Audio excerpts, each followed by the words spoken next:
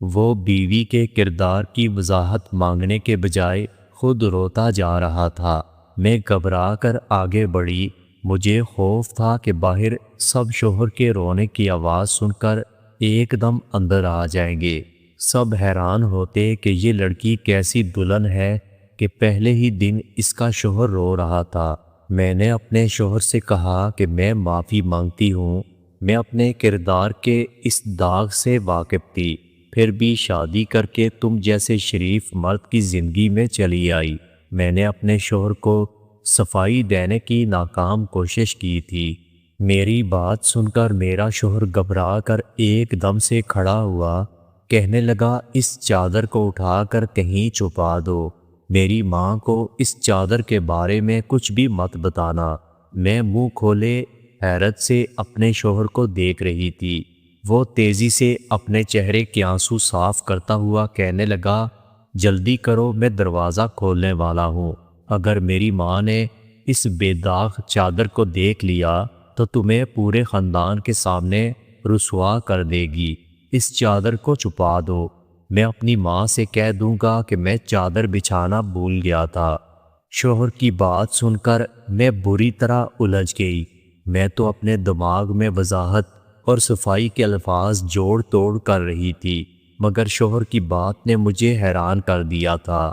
آگے بڑھ کر میں نے وہ چادر اٹھائی اور اسے صوفے کے نیچے چھپا دیا۔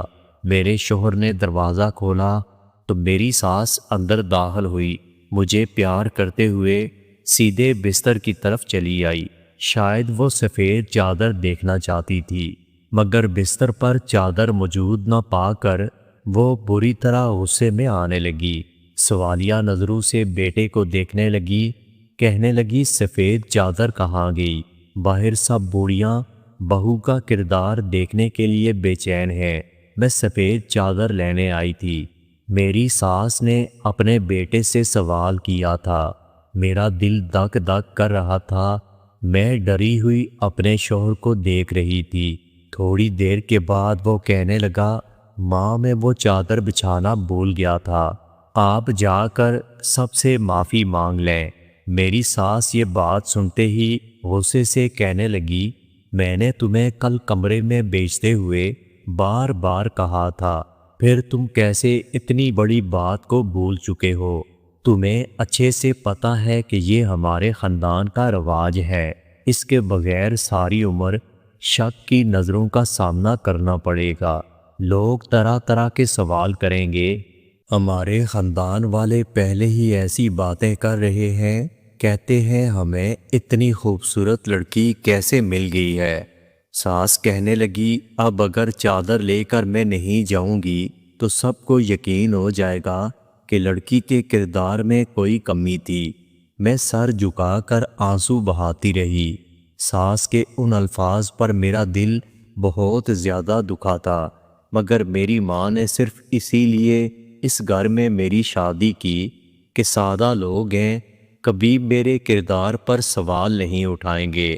میری ساس کو جو ڈر محسوس ہو رہا تھا وہ ڈر سچا تھا، اور میں یہ بات کرتے ہوئے شرمندہ ہو رہی تھی۔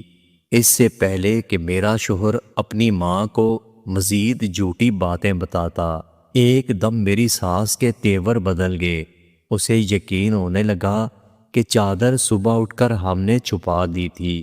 میری ساس کہنے لگی، جا کر اچھے سے تیار ہو جاؤ، میں تمہیں باہر لے جاؤں، سب لوگ تم سے ملنا چاہتے ہیں۔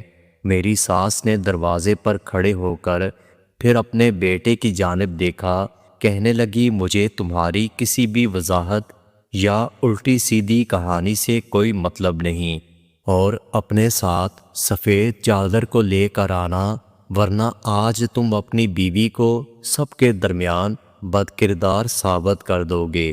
میں سب لوگوں سے مل کر عجیب انداز میں بیٹھی ہوئی تھی۔ سب لوگ مجھ سے باری باری مل رہے تھے اور میری خوبصورتی کی تعریف کر رہے تھے۔ میں نے اپنی انا اپنے شوہر پر قربان کر دی۔ جب ہم دونوں اس رات اکیلے ہوئے تو میں نے اپنے شوہر سے اس چادر کے بارے میں سوال کیا۔ شوہر کہنے لگا، تم میرے نکاح میں ہو، میں نے اپنی بیوی کا پردہ رکھا، میرا شوہر سر جھکا کر بیٹھا رہا، کہنے لگا یہ بات برداشت کرنے کے قابل نہیں کہ میری بیوی کنواری نہیں، پاکیزہ نہیں تھی، مگر میں تم پر انگلی اٹھانے کے قابل نہیں ہوں، کیونکہ میں بھی ایک بدکردار مرد ہوں۔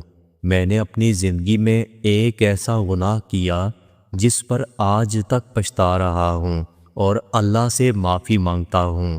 میں نے جب بے داغ چادر دیکھی تو میرے وجود کو جھٹکا لگا تھا۔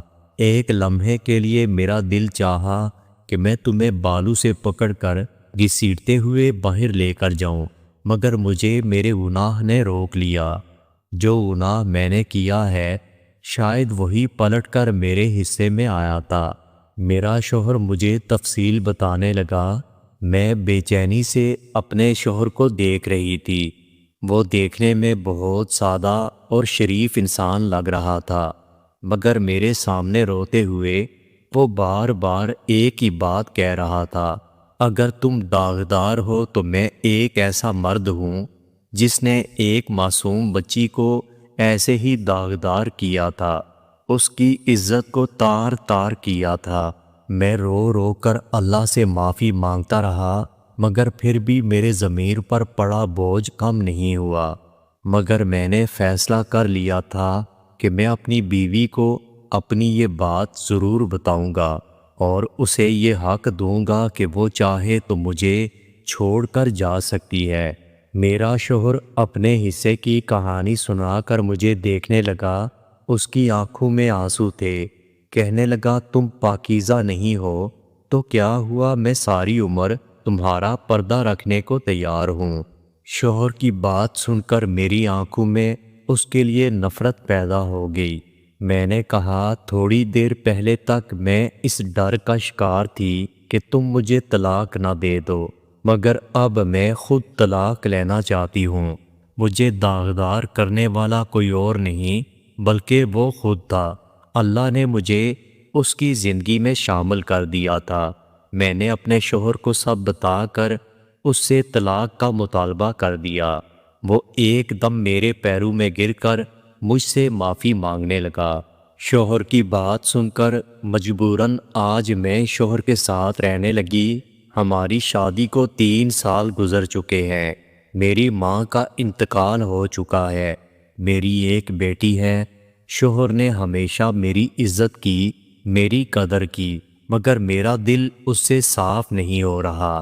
دوستو کامنٹ کر کے مجھے ضرور بتائیے گا کہ کیا میں صحیح کر رہی ہوں یا غلط کر رہی ہوں۔